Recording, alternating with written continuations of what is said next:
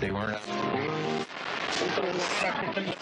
You get qualified. Hey, you've tuned in to Cisco Unplugged.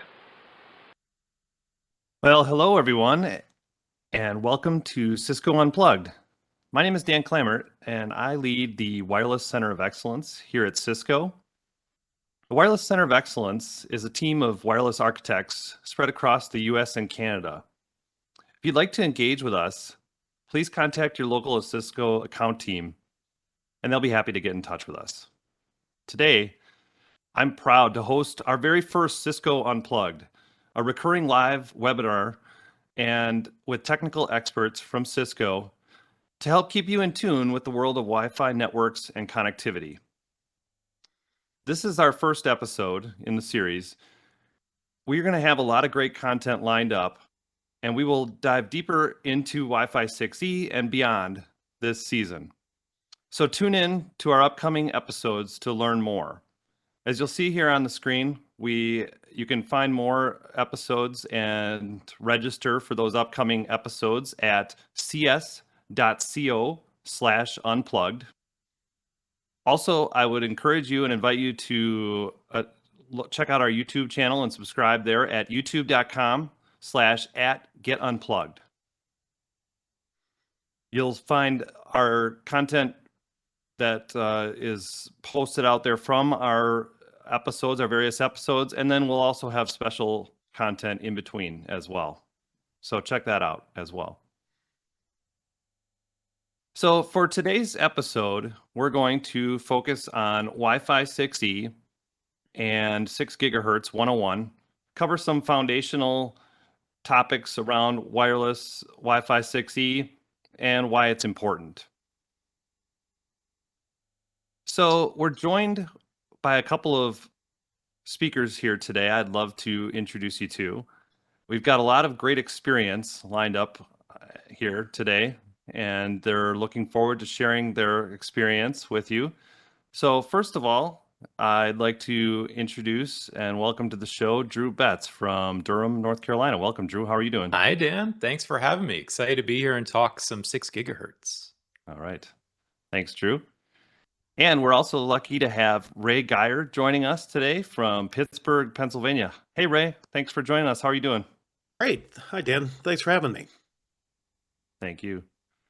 All right. So before we get started, what I'd like to do is I'd like to cover a couple quick things as far as if you have questions during the show, you can ask those questions via the Slido panel in your WebEx. On the right, you'll see a Slido Q&A panel. You can submit your questions there, and we'll have people answering those questions. And also we may ask your question or answer your question on the show here today as well. Also, at the end, I would invite you please to take a moment to complete our survey.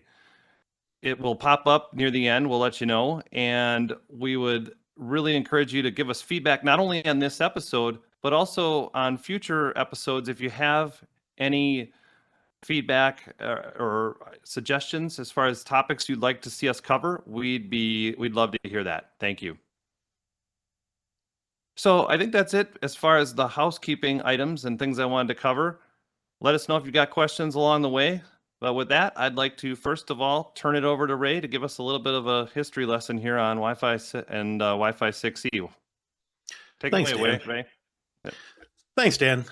So, Drew, this slide really shows why I love working in Wi-Fi. I mean, Wi-Fi is one of the fastest growing technologies out there. Every 4 to 5 years, something bigger, badder, better comes out. I mean, just look, in 2019, we came out with Wi-Fi 6. That was a huge jump from 802.11ac from 2013. So just a mere 3 years later, we have Wi-Fi 6E out, which we're talking about today. Now, Ray, the 6E, a lot of people, they ask about Wi-Fi 6, right? And they know about Wi-Fi 6, but 6E is a little confusing to them. What exactly does the E stand for? That's a great question, Drew. Yeah. So the E stands for extension. So Got with it. Wi-Fi 6E, we do have the Wi-Fi 6 features and functionalities, the bells and whistles of Wi-Fi 6. We have the 1024 QAM. We have uplink and downlink multi-user MIMO. We have OFDM, target wait time, BSS coloring. All those features are still a part of 6E, but that extension piece really comes when we start talking about the 6 gigahertz spectrum. I mean, we have 1200 megahertz available to us in the US and Canada, and 500 megahertz available to us in the EU. Now, what does that mean? Well, one, it's we have wider channels. So I'm sure everyone is familiar with 5 gigahertz and channel bonding, and we had 40 megahertz and sometimes 80 megahertz. But the 80 megahertz really wasn't feasible. But so we kind of standardized on the 40 megahertz. Now with all this spectrum, we can do that 80 megahertz channel. So that bandwidth freeway is much larger, and we can push a lot more data that we've never been able to do before. Now, another thing is, uh, for argument's sake, we have clean RF. Now, there's a few caveats which we'll go over here shortly, but for the most part, for an indoor application, it is clean RF. There's no devices in this spectrum, so it will only be used for Wi-Fi 6E clients. Now, saying that, it's not backwards compatible with the legacy client. So we won't have any 802.11ac, 802.11n, 802.11abg. If you're in the 6 gigahertz spectrum, you will be a 6E client. So there's no slow devices that will slow down any of the faster devices. We'll get into this as well, but there is a security upgrade. And since the spectrum's so large, we had to come up with some new wireless LAN discovery mechanisms to increase the airtime efficiency. So when we think about Wi-Fi and the network that we operate in today, I mean, it's pretty crazy, Ray, when we look at it. Like 2.4, 1, 6, and 11, we lived on these channels for a long time. And then 20 years ago, we introduced 5 gigahertz. And then we haven't done anything since with regard to spectrum. And think how much has changed in 20 years. My God, we've gone from like conference room based connectivity to then moving. And then now you've got iPads and iPhones and smart devices all over the place. And we're still in this world, same spectrum that we've always had, right? When we've had different specs, we get more speeds and feeds and those things. But the reality is we haven't expanded this field in a long time. So then when we open up the field to 6 gigahertz, that creates entirely new superhighways, you noted, right? That these new devices, these 6E capable devices, are the only ones that can run 6 gigahertz. So you get all the benefits of Wi-Fi 6, and then all those legacy devices still live in the 2.4 and 5 gigahertz world. Man, this is a huge improvement for us. In my entire career working in Wi-Fi, this is probably the biggest moment for us. Now saying that, Drew, Yeah. you're probably too young to know this, but believe it or not, come on. believe it or not, back in the day, if you wanted to be mobile, you had to take your laptop, your desktop into a conference room. You had to find a Ethernet port. You had to bring a patch cord, and you were limited to how far that patch cord would take you. So we were introduced to the 2.4 gigahertz. So now this really made us mobile. This was a nice to have. You could put an access point in a conference room, in a common area, in a lobby. But now you could take your laptop into a meeting, into a conference room. You could check your email. You could look at, go on the internet. But then, it got more popular. People didn't want to be limited to the wall. So more and more devices came out with Wi-Fi cards in it. Another issue with the 2.4 is there's other devices that use it, non-Wi-Fi devices that are in this spectrum, like cordless phones, continuous transmitters, Bluetooth. So the 2.4 got real congested real quick. So then we were introduced to the 5 gigahertz. Now look at this. We have 25 20 megahertz channels. This was great. We introduced the channel bonding. We could do 12 40 megahertz channels, in some cases 6 80 megahertz channels. So we had all this bandwidth just available to us. So what happened? More and more devices wanted to be put on the network. Now we have tablets, we have laptops, we have IoT devices, we have sensors. I mean, even today, my dishwasher's on my Wi-Fi network. The thermostat's Mine on the too. Wi-Fi. So we have all these different devices now that we're onboarding onto the wireless. And when we do that, now we have to have, put the applications on it as well. So you have these high bandwidth applications like 4K video. So we're kind of we're almost at the point where we hit the limit of the 5 gigahertz spectrum. So we need more. So this is the 6 gigahertz spectrum, just to show you the size of it. we got 59 20 megahertz channels here in the US and Canada, and 29 40 megahertz channels, and 14 80 megahertz channels. So if you think about it, when in the 5 gigahertz, we had 12 40 megahertz channels. Now we have 14 80 megahertz channels. So that just means, I mean, the 80 megahertz channel will be the new 40 megahertz channel that we're used to. So just much more bandwidth available to us. So Wi-Fi 6E is going to be introduced in 3 network device classes. Now, the first one is low power indoor AP. This is like, if you see an AP on the market today, it falls under the low power indoor AP device class. This is for indoor applications only, indoor design. Integrated antennas are required. The nice thing is we get to use the full 1200 megahertz spectrum. So, Drew, when we discuss this, what's the question we get? Well, we talk about the next indoor question is APs. always about external antennas. Right. Where can I use my external antennas with 6 gigahertz, right? Right. So the next class, what is the standard power AP? So this will be for indoor and outdoor applications. And this is where we are introduced to the external antenna.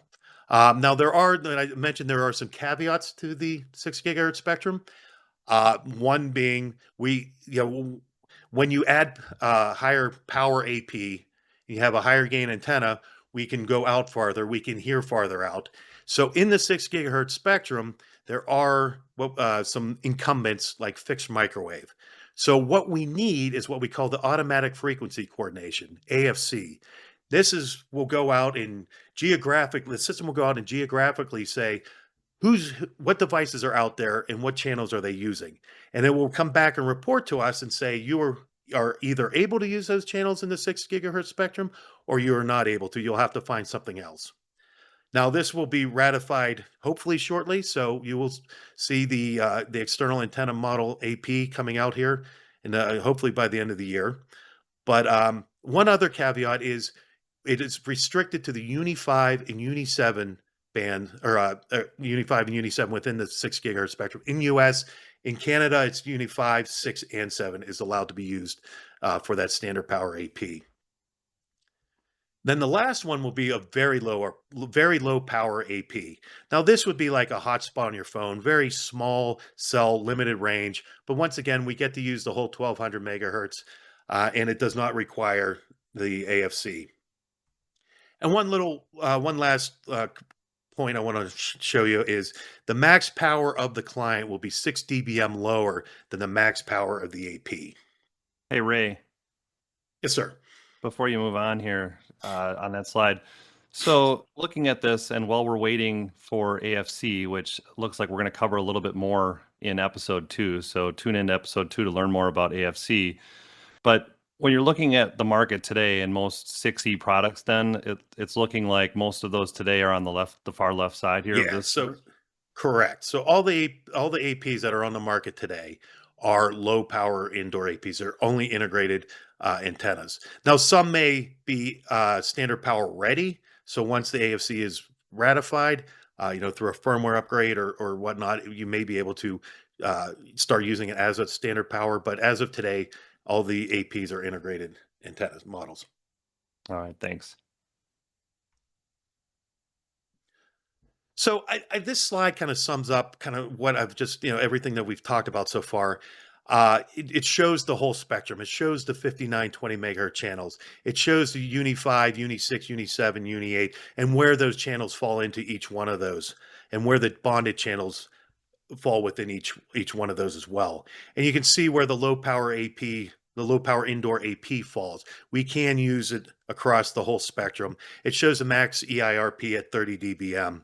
And then when we go to that standard power where the AFC is required, it splits up where where the channels fall within Uni 5 and Uni 7 for the US, and then Uni 6 within Canada. So just kind of pulls it all together into one slide. So Drew, why don't we move on to the global availability of the 6 gigahertz spectrum? Absolutely, Ray. The reality is when the rubber meets the road, you have to think about where is this thing available? And 6 gigahertz is widely available across the world. So you mentioned there's two plans, right? There's the 1200 megahertz plan, which we're fortunate enough to have in the US and Canada. And then there's the 500 megahertz plan, which is in Europe and other nations around the world. So look to your backyard. Let's find yourself on the map here.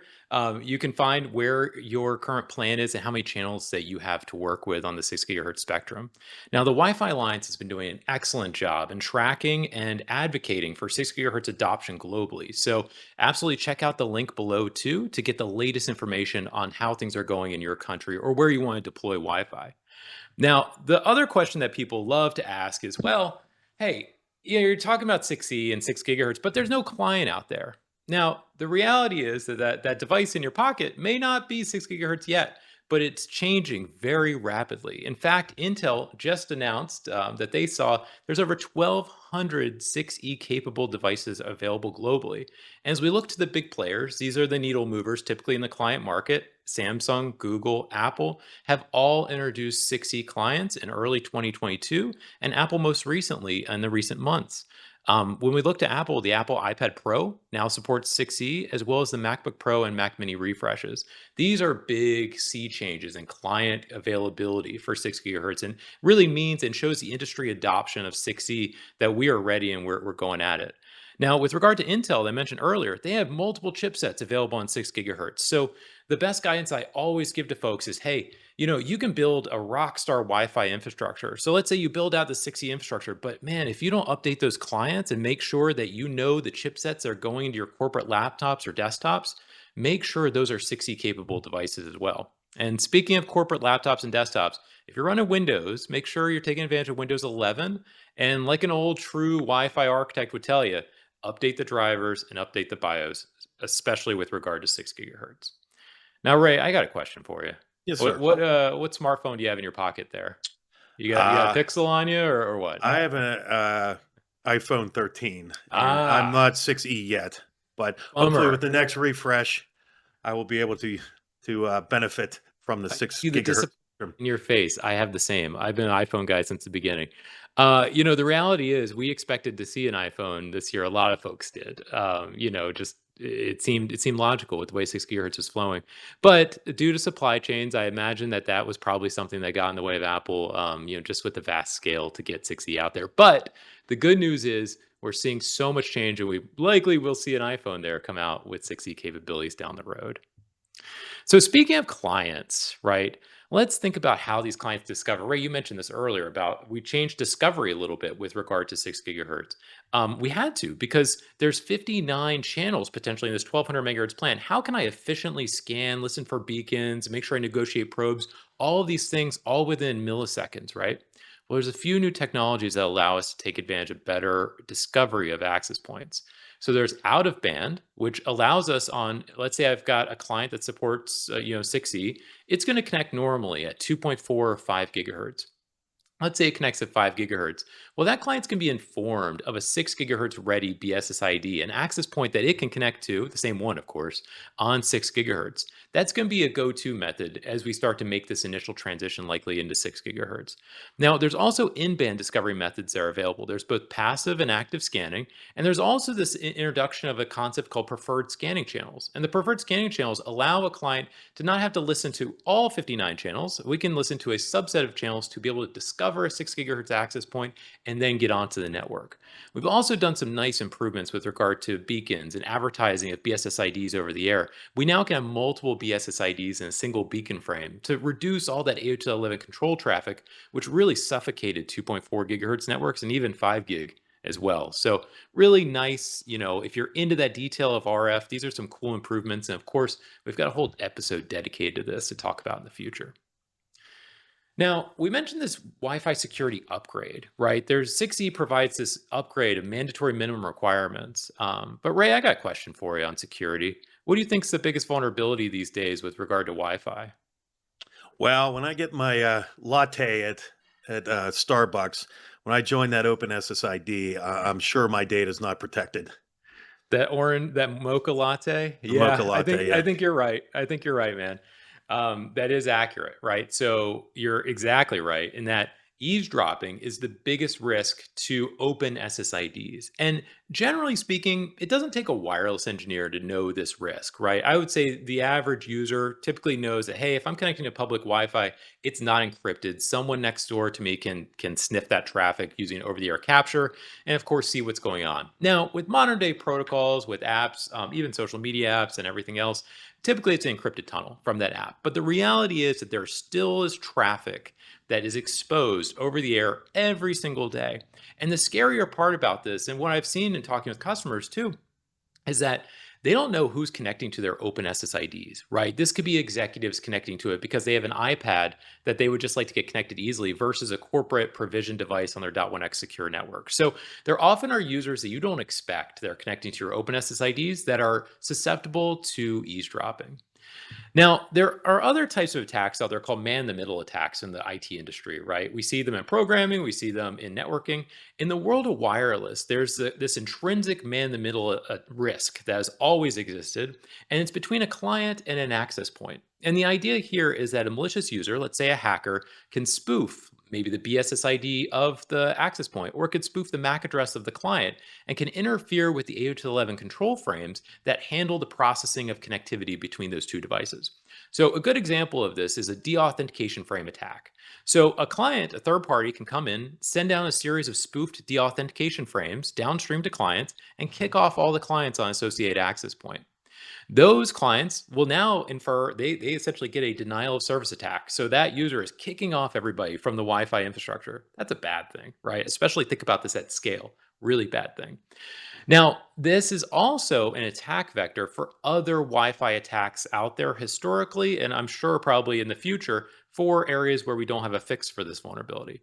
One of the bigger recent vulnerabilities that is often triggered off by a man-in-the-middle attack, the deauthentication attack that I talked about earlier, is the WPA2 pre-shared key dictionary attack, or WPA2 personal. So those that use a passcode, if there's a capture of a four-way handshake between a client and an access point, an attacker can capture that four-way handshake and replay it against a series of passcodes, known passcodes, a dictionary that they've made up. Now, these dictionaries have gotten very advanced in recent days or recent years, and you can also upload that capture to a tool. There's readily available tools on the internet to be able to easily crack a pre-shared key as long as you have that capture available. So this is an intrinsic risk that exists today with WPA2 pre-shared keys with the help of that man-in-the-middle attack at the authentication flood. The takeaway from all of this is you want to make sure that you have a complex password for your pre-shared keys, right? Not a weak password. Most of us, though, have a very weak password, something that might show up in a dictionary. So, Ray, I got a question for you. What are you running at home? Yeah, I'm running WPA2 personal, and I'm gonna have to change that Yeah, man. Go after this Packers. It's got to this change. It's webinar. got to be something else. You're going to have some gobbledygook that you're never going to remember what it is, but at least you'll be secure and hopefully nobody's going to crack your password. So all that's well and good, but how does 6E actually solve for this? So there's two big requirements in 6E. It's WPA3 and the requirement for protected management frames. And I'll tell you how that's helpful.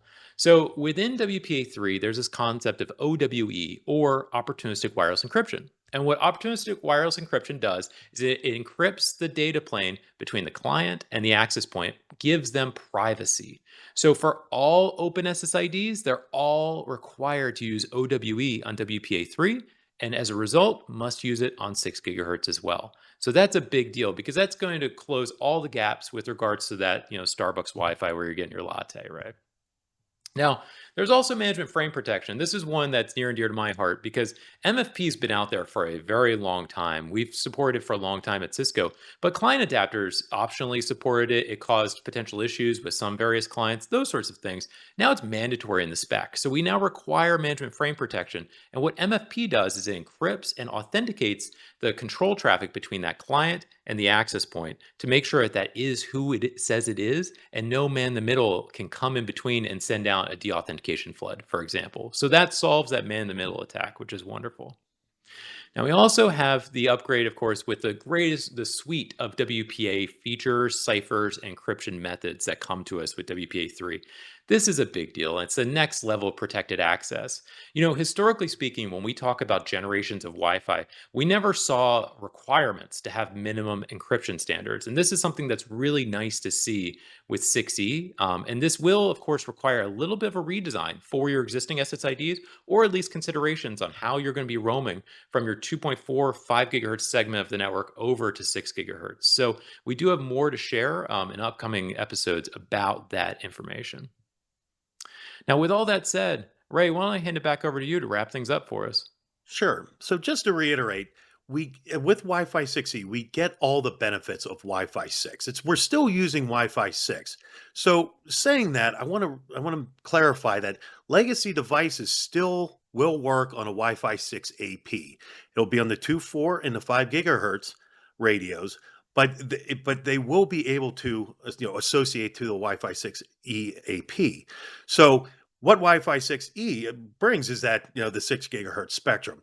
That's that clean spectrum where there's no legacy devices. It's not backwards compatible with legacy devices, so no devices can slow down the 6E clients, and that's where in the 6 gigahertz is where the WPA3 and the protected management frames are mandatory for that improved security, and it's consistently global across the 1200 and 500 megahertz spectrum as well. So with that, I would like to hand it back over to Dan, and we can wrap this up.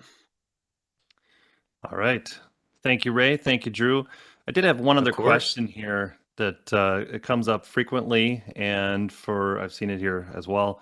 So for people who are on the fence, maybe they've heard about Wi-Fi 7 coming, and they're looking, is now the right time to jump in and upgrade, or should I wait? What are your thoughts on that? Yeah, yeah, that's always the age-old question, right? When's the next version coming out? I think we learned that from Apple back in the day. When's the new revision coming out, right? And the Wi-Fi Alliance changed our naming of Wi-Fi. Like we now have 5, 6, and 7. So it's more mental in our heads. Like we're ready for 7, we're ready for 8.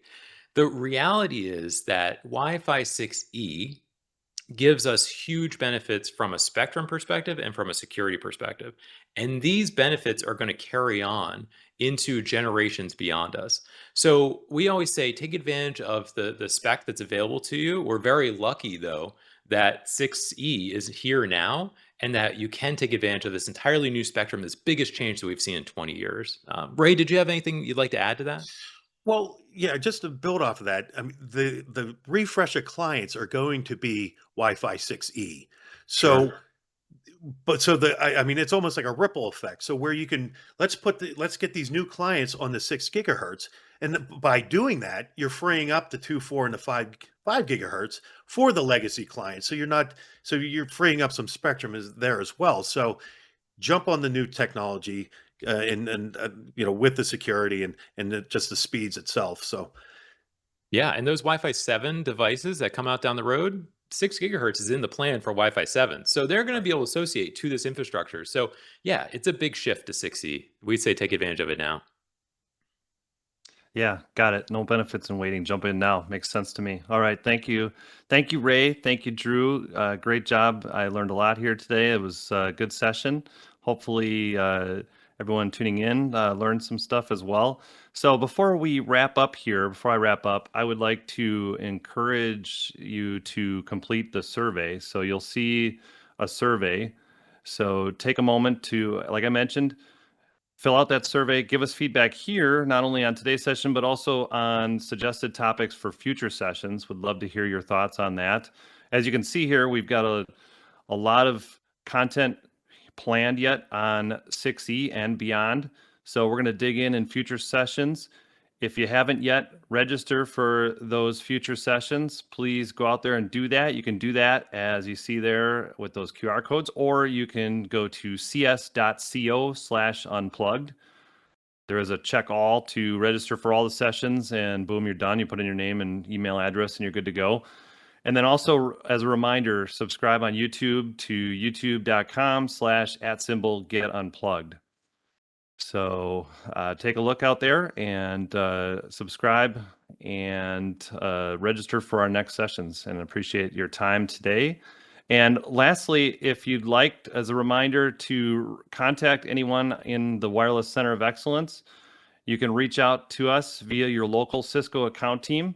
So please do, and we're happy to engage with you and help you out on your next opportunities and answer any questions here on Wi-Fi 6E and beyond. So I think with that, we are good here, and episode 1 is in the books. So until next time, stay connected and unplugged. Thanks.